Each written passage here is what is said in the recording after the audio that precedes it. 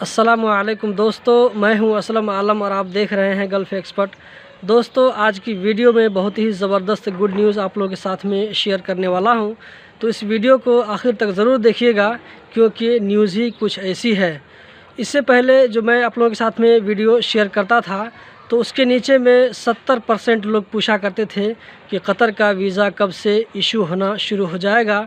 तो दोस्तों, इससे पहले इसके बारे में मुझे कोई ख़बर नहीं थी, लेकिन अब इसकी ख़बर मिल चुकी है जो कि मैं आप लोगों के साथ में शेयर करने वाला हूं।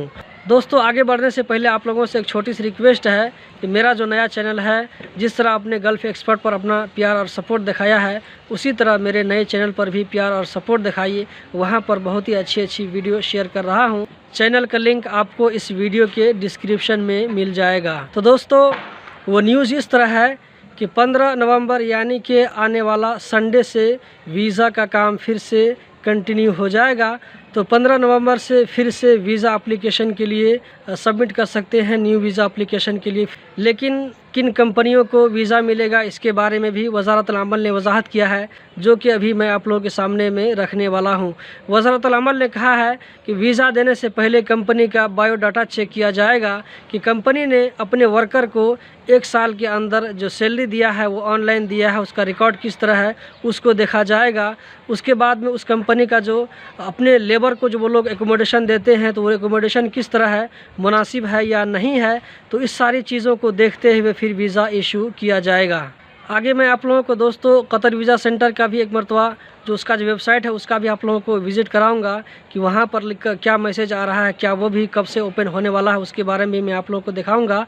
तो वीडियो के साथ में आखिर तक ज़रूर बने रहिए। तो दोस्तों, आप देख सकते हैं ये कतर वीज़ा सेंटर का होम पेज है जो मैंने ओपन किया है। तो यहाँ पर अभी तक आपको मैसेज इस तरह दिखा रहा है कि ये अभी तक ओपन नहीं हुआ है। तो दोस्तों, जब कतर में 15 नवंबर से वीज़ा का काम स्टार्ट हो जाएगा तो उम्मीद है कि इसके बारे में भी कुछ न्यूज़ तो ज़रूर आएगी, या ये ऐसा हो सकता है कि डायरेक्ट कतर से वीज़ा निकल जाए, या ये कि कतर वीज़ा सेंटर के ज़रिए ही वीज़ा निकलेगा।